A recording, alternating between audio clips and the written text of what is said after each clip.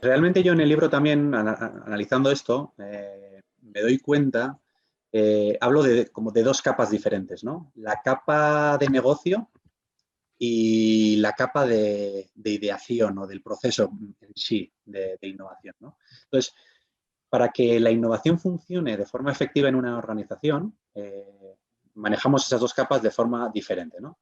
Esa primera capa de negocio, a mí me gusta hablar mucho de cómo una empresa puede crear cultura innovadora dentro de la organización.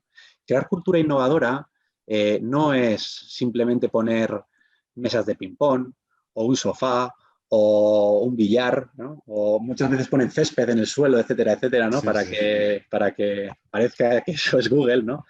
Pero eso no es cultura, ¿no?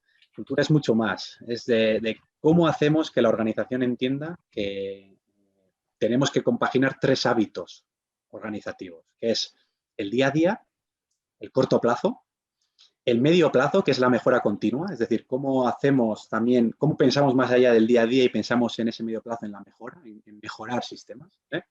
Y el largo plazo, que es la innovación. ¿De qué forma las organizaciones son capaces de compaginar esas tres efectivamente? ¿Eh? Luego está la parte estratégica, ¿no? Es muy importante también esto, es decir, innovamos, pero innovamos ¿por qué? ¿Y para qué? ¿Es porque está de moda o realmente porque nos va a aportar algo? ¿No? Entonces, reflexionar sobre esas dos preguntas es muy importante. Después, en lo que es la estrategia de innovación, muchas veces las empresas se ponen objetivos de innovación, ¿no? Hay que crear tantos productos o tenemos que generar tantos ingresos por nuevos productos. Está muy bien, pero tenemos que entender que la innovación es entrar en un terreno inexplorado, que realmente no sabemos a dónde estamos entrando. Entonces, poner objetivos de innovación como referencia está muy bien, pero realmente no hay que centrarse 100% en eso, ¿no?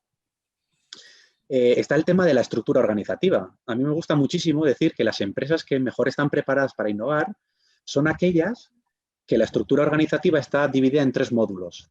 La primera, expertos en cliente. Necesitas gente en tu organización que entienda del cliente, que entienda sus problemas, que entienda sus necesidades.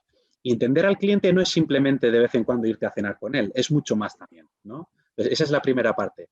La segunda parte, necesitas gente que sea creativa, que tenga esas ideas, que sepa tangibilizarlas, que sepa presentarlas al cliente, que sepa detectar por dónde tenemos que ir, ¿no? Y la última es la venta. Muchas veces también creemos que por crear un producto o una solución, un servicio, etcétera, etcétera, ya está el tema de la innovación terminada, pero la innovación termina cuando eso se asienta, bueno, cuando eso se introduce en el mercado y hay clientes dispuestos a pagarte por ello. Entonces también la innovación hay que saber y hay que aprender a vender, ¿eh?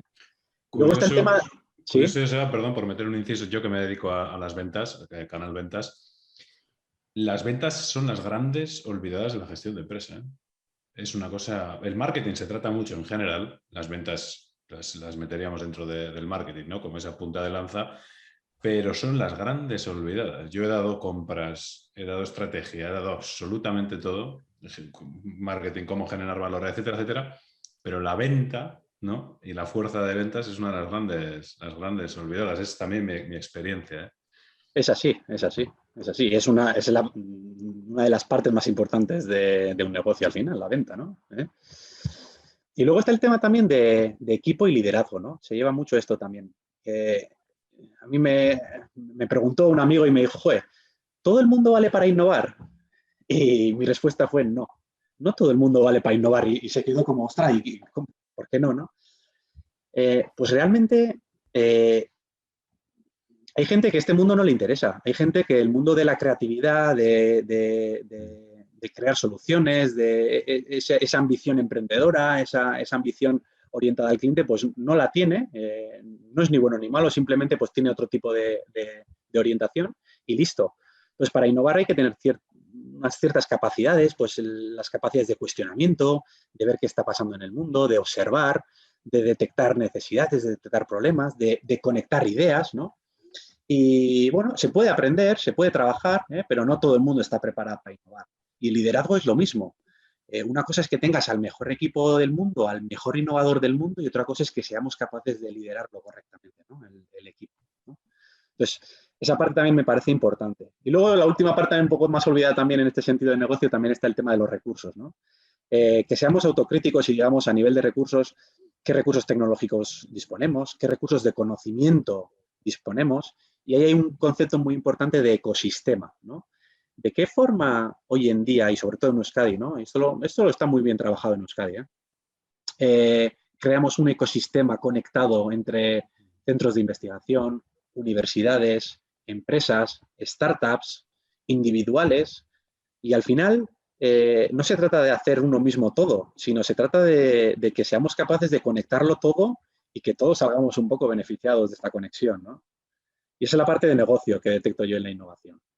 Sí, ahí yo lo relacionaría un poco, ¿no?, con la innovación abierta, ¿no?, que se suele hablar también, de que no tiene que ser todo interno, sino que debe estar fuera. Pero, por ejemplo, se suele vender aquí mucho, ¿no?, que no, los centros tecnológicos están trabajando con las pymes, etcétera, etcétera.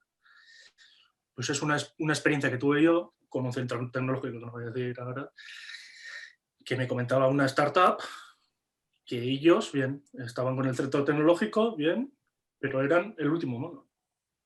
Las empresas grandes, como hacían mucha más facturación, pues ellos ya les llegaría y ya les harían el proyecto. O sea, que no es solo innovación abierta, ¿no? Que al final... Sí, el concepto, exacto, el concepto es esa innovación abierta, pero luego aplicarlo es complicado, es complejo, el hacerlo bien, exige que seamos capaces de crear un modelo de alianzas, ¿no?, entre diferentes entidades, y hacer eso no es nada fácil, porque luego también pues, hay intereses, hay diferentes, y la innovación pues, se ve muy nutrida por estas alianzas efectivas, ¿no? Y es verdad que hay diferentes países en el mundo que saben hacerlo esto muy bien, nosotros no estamos mal encaminados, pero bueno, tenemos también campo de mejora, ¿no?, en ese sentido. Y esa sería la parte de negocio, lo que llamo. Y luego está la parte de abajo, que es la parte de la ideación, que es más, yo digo, ¿no? La innovación básicamente es un problema, le das una solución y lo vendes. Pues son esas tres partes, ¿no?, de cómo detecto problemas, cómo creo soluciones y cómo lo vendo, ¿no?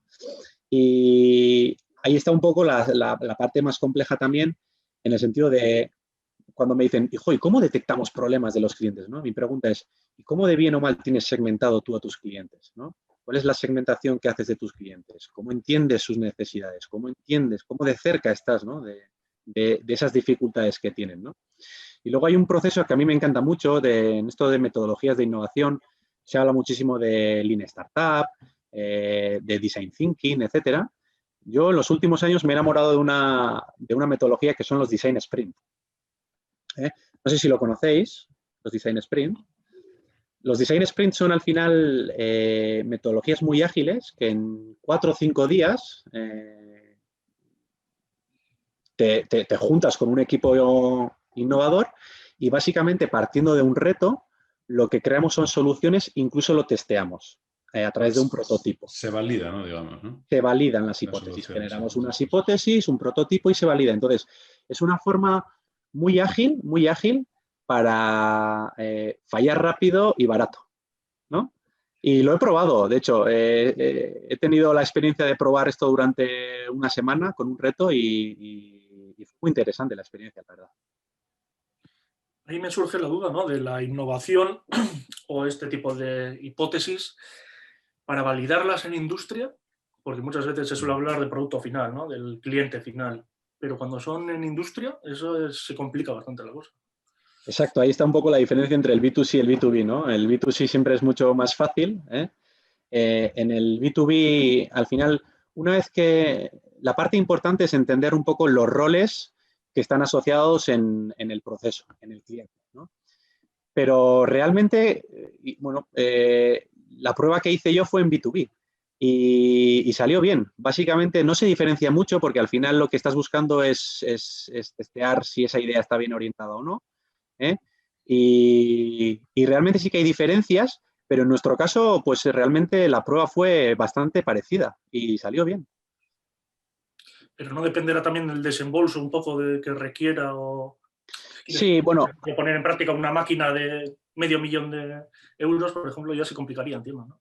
sí. Al final estás en una etapa muy inicial de lo que es la innovación. Estás simplemente detectando problemas y validando que esos problemas existen de verdad y no solo de realmente detectando problemas, porque nos enfrentamos a que muchos clientes tienen problemas pero no son problemas realmente por las que estarían dispuestos a pagar por una solución. Simplemente son problemas y listo. Sí, sí, Entonces, yo siempre digo, no resuelvas problemas, resuelve problemas nivel, a mí me gusta mucho decir, nivel migraña. O sea, un dolor tan grande en la cabeza que realmente estén dispuestos a seguirte, a estar contigo, a validar la solución contigo, a testearlo, porque realmente están interesados en eso y no saben cómo hacerlo. Entonces, si es un problema a nivel migraña, te van a acompañar. Si no sabes detectar esos problemas a nivel migraña y estás detectando problemas y dando soluciones a cosas que realmente no tienen sentido o por las que no estarían dispuestas a pagar, pues va a ser difícil seguir en el proceso adelante, ¿no? Y otra duda que me suele surgir, ¿no? Esa innovación en los sectores que son bastante tradicionales, digamos, y donde el componente está en medio de la cadena de valor, ¿cómo pueden hacerlo, no? Porque igual en automoción te dicen, la pieza tiene que ser así. No, pues así sería, no, así. En esas áreas innovar también sería bastante, entiendo que es muy, muy difícil. Tienes que convencerles de algún modo. Efectivamente, ¿no? Al final, cuando el sector es tradicional o cuando la empresa es tradicional, pues el efecto de la innovación y la dificultad innovadora pues se multiplica por 10.000, ¿no? Lo que siempre digo es que para que una empresa esté abierta a la innovación, lo primero, el gerente tiene que estar convencido de que esa innovación es de valor y que es estratégico y que lo ve. Si un gerente no está convencido de que la innovación le puede aportar a su empresa, no hay nada que hacer. Eso para empezar, ¿vale? Entonces, siempre que una empresa esté abierta a que ciertas soluciones le puedan aportar valor, la innovación tiene cabida. Es verdad que en sector de automoción, producción, todo muy al milímetro, al segundo, etcétera, etcétera, pues bueno, tampoco diría que es tan difícil, ¿eh? Simplemente es establecer qué tipo de conexiones queremos hacer con ese tipo de empresas y cómo establecemos esas relaciones para que la innovación se entienda entre ambas partes.